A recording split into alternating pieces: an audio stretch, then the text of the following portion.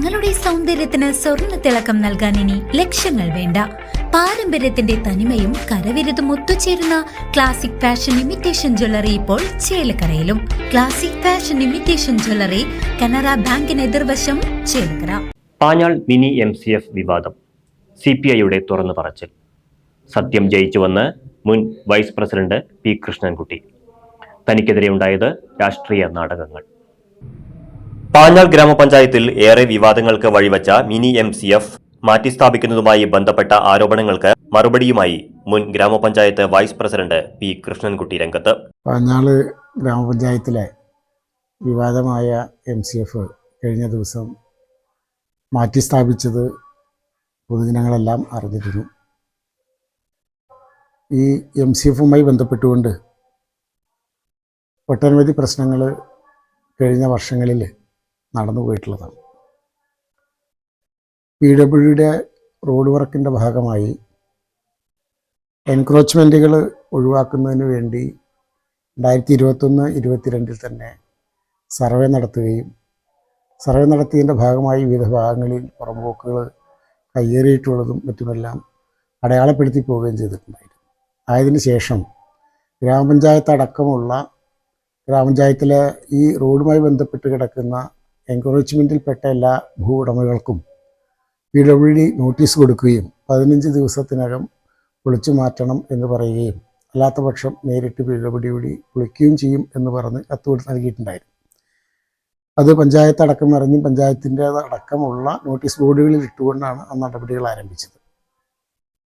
അതിൻ്റെ ഭാഗമായി ഗ്രാമപഞ്ചായത്തിൻ്റെ ഒരു മിനി MCF അതിൻ്റെ കുറച്ച് ഭാഗം PWD പുറമ്പോക്കിലാണ് നിൽക്കുന്നത് എന്ന് ഗ്രാമപഞ്ചായത്തിനെ അറിയിക്കുകയുണ്ടായിരുന്നു. 100 വർഷത്തോളം വരെ പഴക്കമുള്ള സ്വകാര്യ വ്യക്തികളുടെ ബിൽഡിങ്ങുകൾ പൊളിച്ചു മാറ്റപ്പെടുകയും ഗ്രാമപഞ്ചായത്തിൻ്റേത് പൊളിച്ചു മാറ്റാതിരിക്കുകയും ചെയ്യുന്നത് ഒരു ഔന്നത്യമാണ് എന്നുള്ളത് കൊണ്ട് തന്നെ ഔചിത്യക്കേട് അതിലുണ്ട് എന്നുള്ളതുകൊണ്ട് പഞ്ചായത്തിൻ്റെ MCFും പൊളിക്കണം എന്നുള്ള ഒരു പൊതുധാരണ ഗ്രാമപഞ്ചായത്തിനകത്തുണ്ടായിരുന്നു.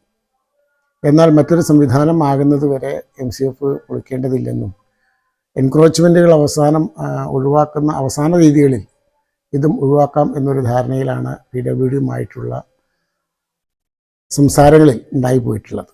ഈ റോഡ് വർക്കുമായി ബന്ധപ്പെട്ട് ഇതിൻ്റെ തുടക്കം മുതൽ എല്ലാ പ്രവർത്തനങ്ങൾക്കും ഭൂമി ഏറ്റെടുക്കുന്നതിലും അതോടൊപ്പം തന്നെ എൻക്രോച്ച്മെൻറ്റ് ഒഴിവാക്കുന്നതിലും ഉൾപ്പെടെയുള്ള എല്ലാ വിഷയങ്ങളിലും നിരന്തരമായും നേരിട്ട് PWDയുമായി ബന്ധപ്പെട്ട് പ്രവർത്തിച്ചിരുന്നൊരു വ്യക്തി എന്നുള്ള നിലയ്ക്ക് ഈ കയ്യേറ്റങ്ങൾ ഒഴിവാക്കുന്ന അവസാന ദിവസം MCF പൊളിക്കുമെന്ന് പറഞ്ഞുകൊണ്ടുള്ള ഒരു സൂചന PWDയെയും കരാറുകാരന് നൽകുകയുണ്ടായി.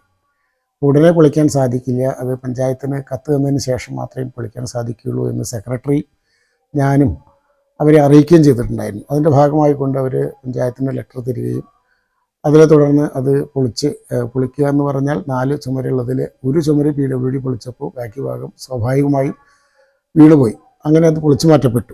മണലാടി വെട്ടിക്കാട്ടിരി PWD റോഡിലെ കയ്യേറ്റങ്ങൾ ഒഴിപ്പിക്കുന്നതിന്റെ ഭാഗമായാണ് മിനി MCF പൊളിച്ചു മാറ്റേണ്ടി വന്നതെന്നും എന്നാൽ ഇതിന്റെ പേരിൽ തനിക്കെതിരെ ചില രാഷ്ട്രീയ കക്ഷികൾ തെറ്റായ പ്രചരണങ്ങളും ആരോപണങ്ങളും അഴിച്ചുവിടുകയായിരുന്നുവെന്നും അദ്ദേഹം പറഞ്ഞു.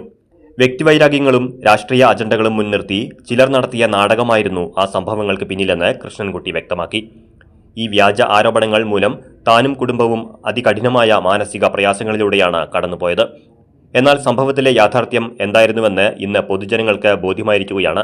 കടുത്ത മാനസിക പീഡനങ്ങൾ അനുഭവിച്ച ആ സമയത്ത് കുടുംബവും പ്രസ്ഥാനവും മാത്രമാണ് കൂടെയുണ്ടായിരുന്നത്. തനിക്കെതിരെ പിന്നിൽ നിന്ന് കുത്തിയവർക്കുള്ള കൃത്യമായ മറുപടിയാണ് പുതിയ ഉത്തരവിലൂടെ ലഭിച്ചിരിക്കുന്നത് എന്നും P. കൃഷ്ണൻകുട്ടി വ്യക്തമാക്കി.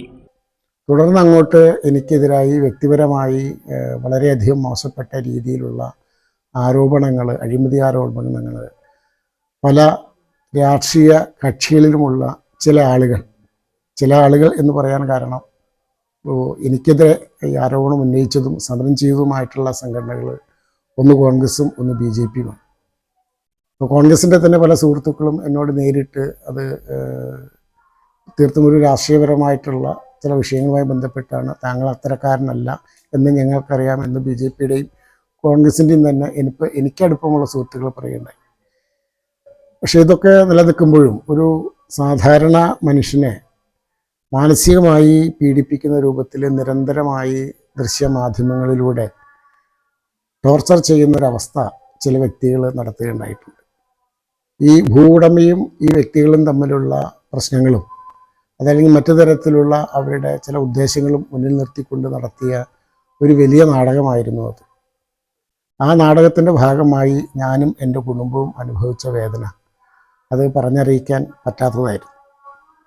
എൻ്റെ പല സുഹൃത്തുക്കളും ഗ്രാമപഞ്ചായത്തിലെ പ്രതിപക്ഷ അംഗങ്ങൾ ഉൾപ്പെടെ എന്നെ സമാശ്വസിപ്പിക്കുകയും വൈസ് പ്രസിഡന്റ് അത്തരത്തിലൊരു കാര്യം ചെയ്യുന്ന ആളല്ല എന്ന് ഞങ്ങൾക്ക് വളരെ വ്യക്തമായിട്ട് അറിയാം. ഇതെല്ലാം രാഷ്ട്രീയ പ്രേരിതമായ ചില വ്യക്തി താല്പര്യങ്ങൾക്ക് അധിഷ്ഠിതമായിട്ടുള്ള ആരോപണങ്ങളാണ് എന്ന് അവരെല്ലാം പറഞ്ഞ് എന്നെ ആശ്വസിപ്പിക്കാൻ ശ്രമിക്കുകയും ചെയ്തിട്ടുണ്ട്. അന്ന് ഞാൻ അനുഭവിച്ച വേദന അത് പറഞ്ഞറിയിക്കാൻ പറ്റാത്തതാണ്. ഇന്നിപ്പോൾ അത് അതിൻ്റെ സത്യം എന്തായിരുന്നു എന്നുള്ള സത്യം ഇന്നിപ്പോൾ വെളിവാക്കപ്പെട്ടിരിക്കുകയാണ്.